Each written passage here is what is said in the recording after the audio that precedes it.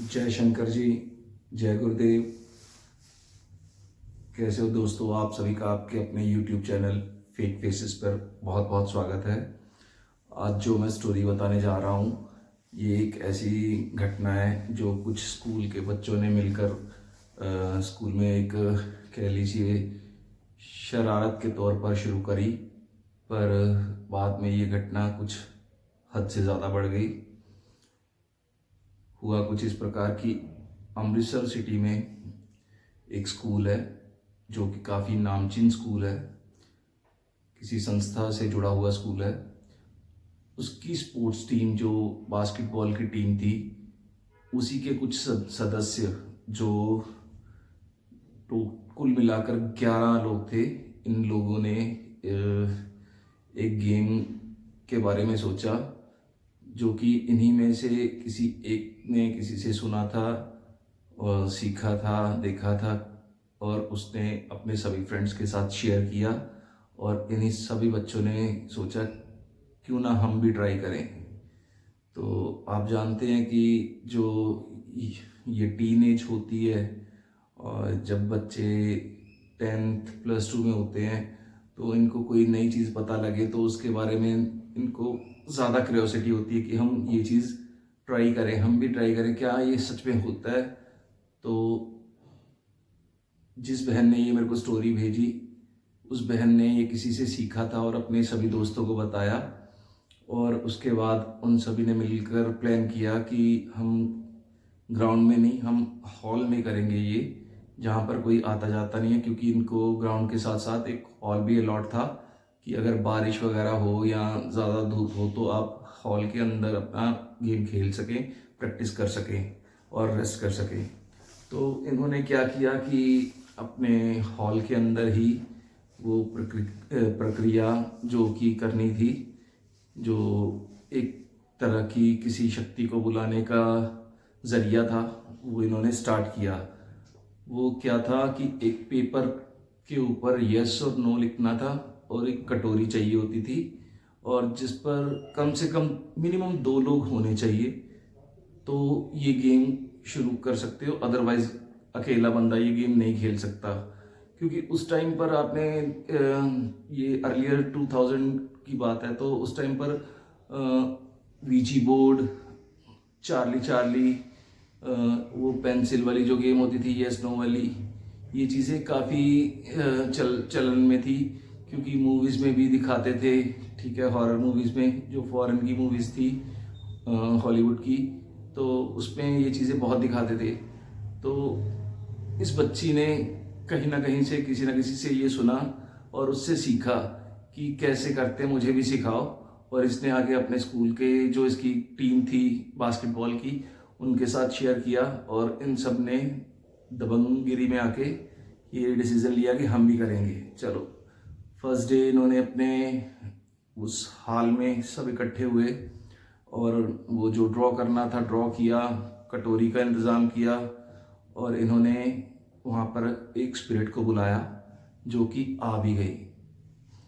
उसके बाद ये जो सेशन था, ये 5 से 10 मिनट का सेशन था, जिसमें इन्होंने कुछ सवाल जवाब पूछे उससे और उसने जवाब दिए, और सबने महसूस किया कि हाँ भाई, ये सच में हो रहा है।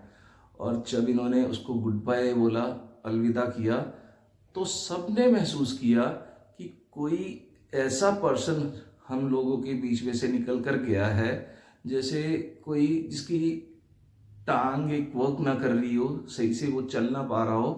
तो कोई होता है ना, जैसे टांग घसीट कर चलता है।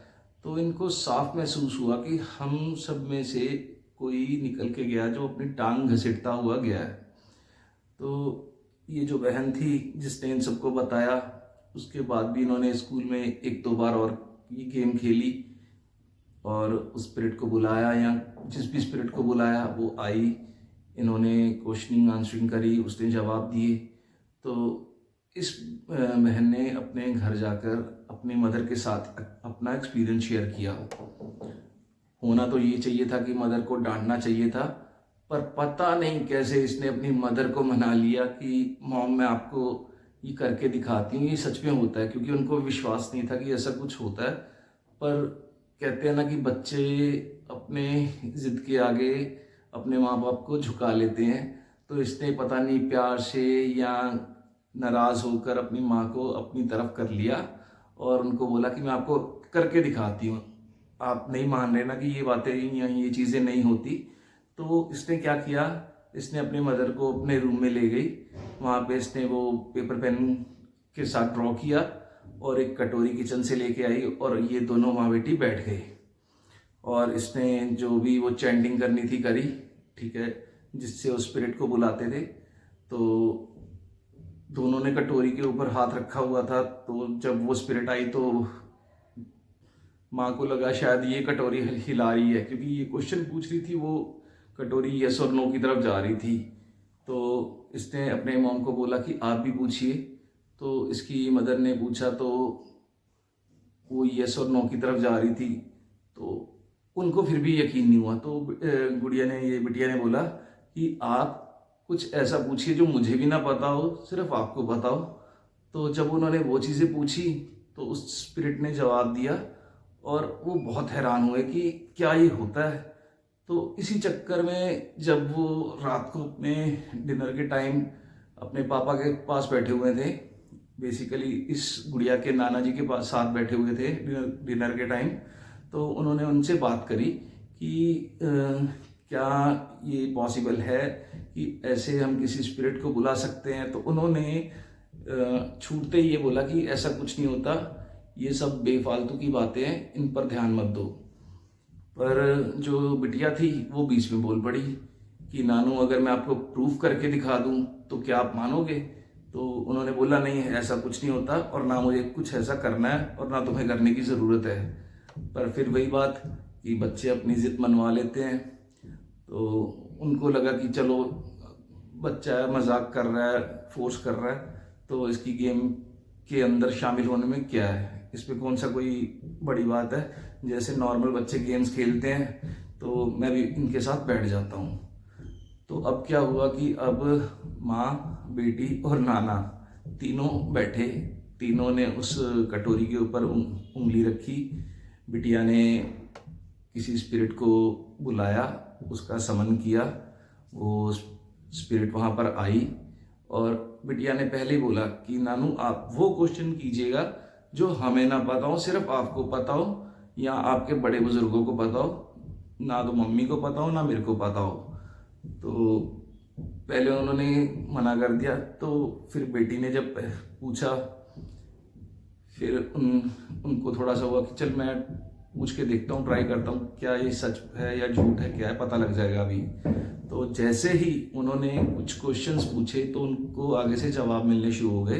तो वो बहुत हैरान हुए और डर भी गए कि ये चीज़ सही नहीं है। चलो उस टाइम इन्होंने क्वेश्चनिंग करके जो इनको जवाब मिलने थे वो मिल गए और उसके बाद इन्होंने अपनी बेटी को और अपनी नातिन को साफ बोल दिया कि आज के बाद इस गेम को दोबारा कभी इस घर में मत खेलना। ये मेरी वार्निंग समझ लीजिए या कुछ भी समझ लीजिए कि आज के बाद आप ये चीज़ नहीं करोगे। तो बिटिया ने ओके बोल दिया, नातिन ने भी ओके बोल दिया। पर बेटी ने अपनी मॉम को बोला कि क्यों ना मम्मा हम भैया के फ्यूचर के बारे में पता करें, हम सब चीज़ें पूछ रहे हैं, ये सही बता रहे हैं, तो हम आगे आने वाले फ्यूचर के बारे में पूछते हैं।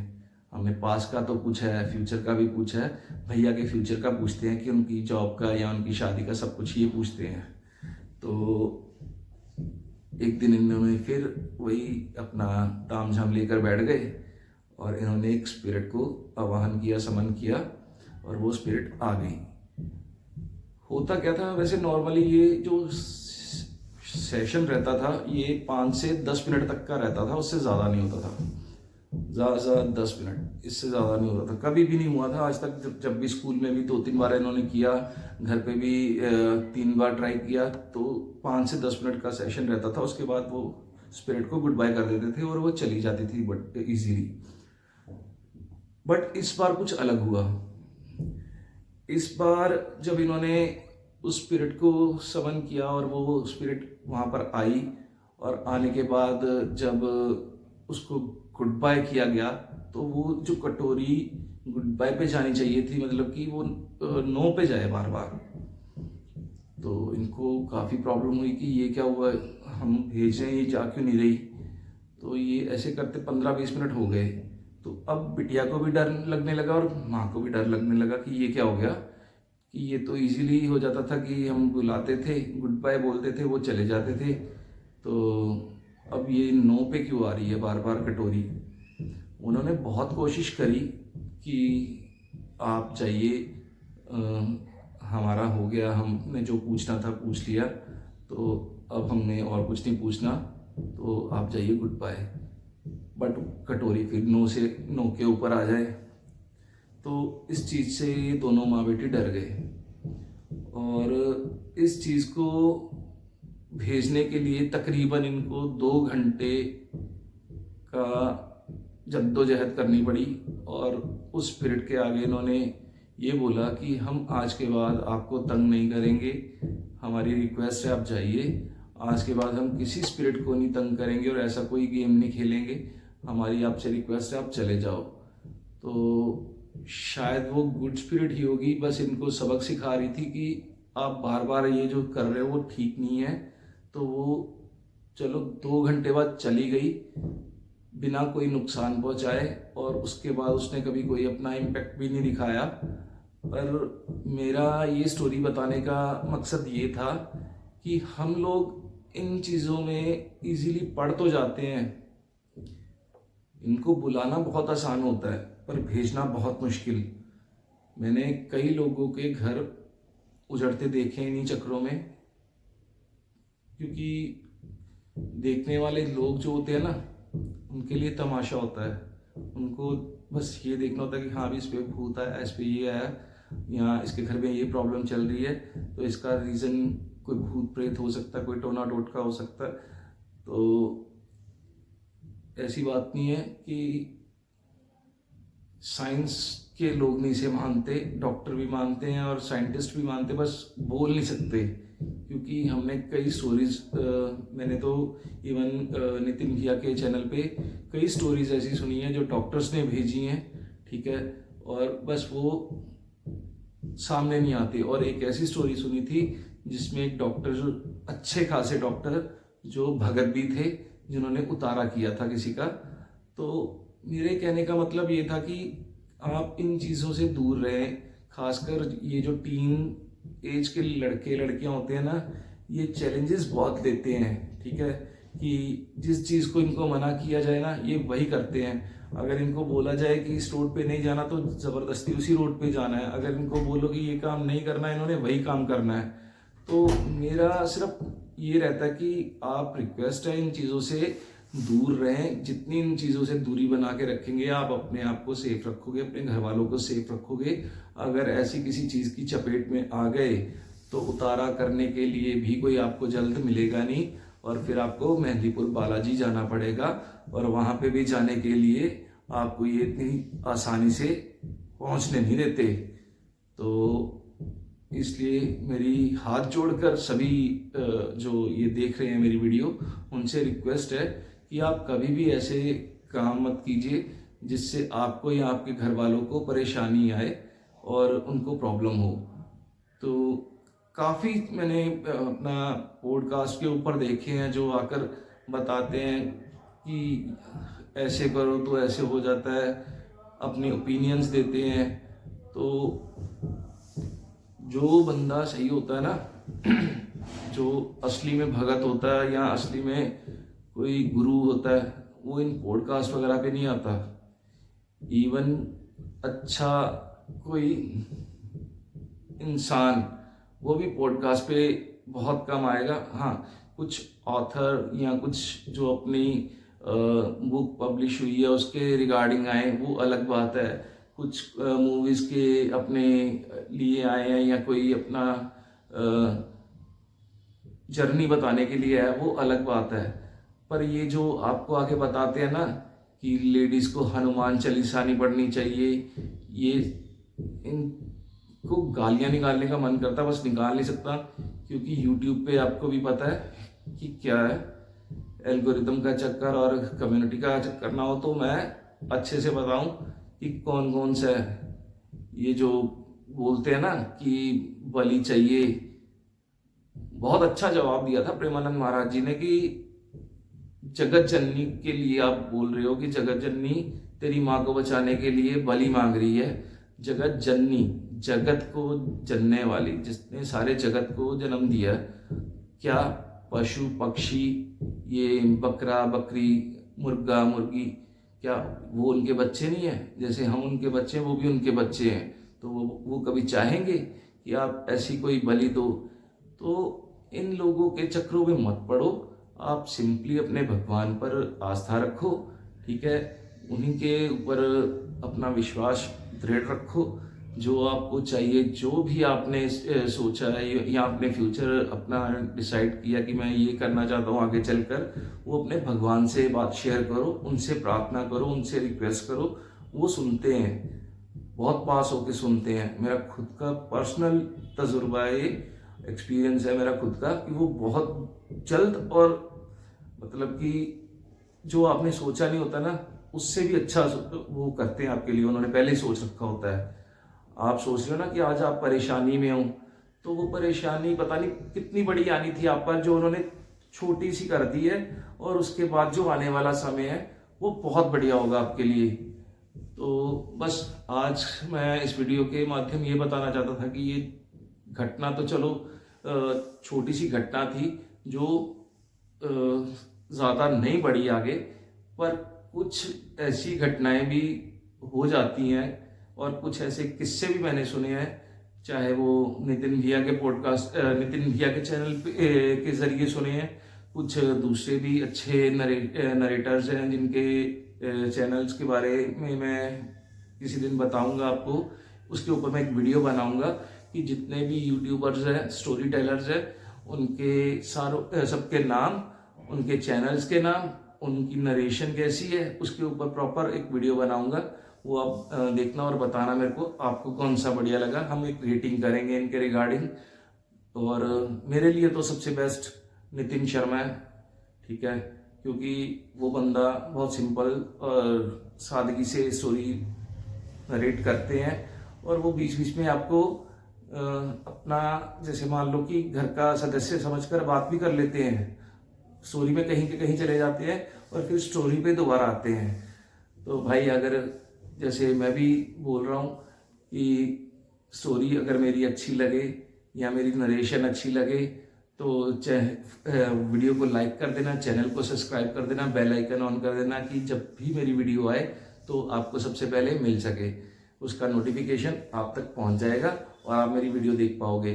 तो अभी नया नया चैनल शुरू किया है, तो आप लोगों की सपोर्ट की बहुत ज़रूरत है, और प्लीज़ मेरे को सपोर्ट कीजिए और चैनल को ज़्यादा से ज़्यादा सब्सक्राइब कीजिए। वीडियो को शेयर करके अपने फ्रेंड्स को बोलिए कि इस भाई को सपोर्ट करनी है। मैं खुद हम्बल रिक्वेस्ट कर रहा हूँ आपसे कि आप इस वीडियो को शेयर करो और अपने दोस्तों से ये चैनल को सब्सक्राइब करवाओ। यहाँ पर मैं अकेले ये स्टोरी नहीं सुनाऊंगा कि हॉरर स्टोरीज ही सुनाऊंगा। यहाँ पे मैं आपको सत्य घटनाओं के साथ साथ ऐसे जगह के बारे में भी बताऊंगा जो ना या तो आपने कभी सुनी नहीं होंगी, और अगर सुनी होंगी तो उसके बारे में प्रॉपर जानते नहीं होंगे।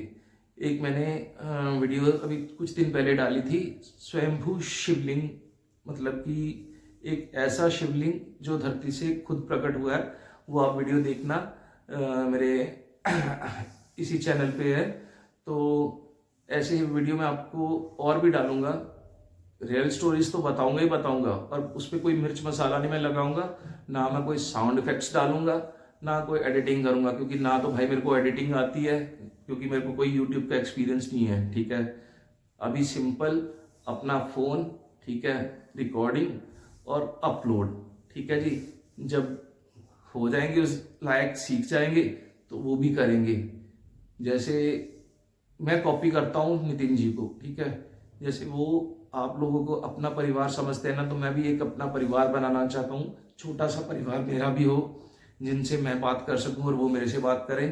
तो मेरी आपसे यही रिक्वेस्ट है, यही दरख्वास्त है कि अगर वीडियो अच्छी लगे तो लाइक कीजिएगा, चैनल को सब्सक्राइब कीजिएगा, बेल आइकन ऑन कर दीजिएगा कि जब भी वीडियो आए आपको नोटिफिकेशन मिल जाए और आप मेरी वीडियो देख सकें। और वीडियो को ज़्यादा से ज़्यादा शेयर कर दीजिएगा। शुक्रिया। जय शंकर जी, जय गुरुदेव।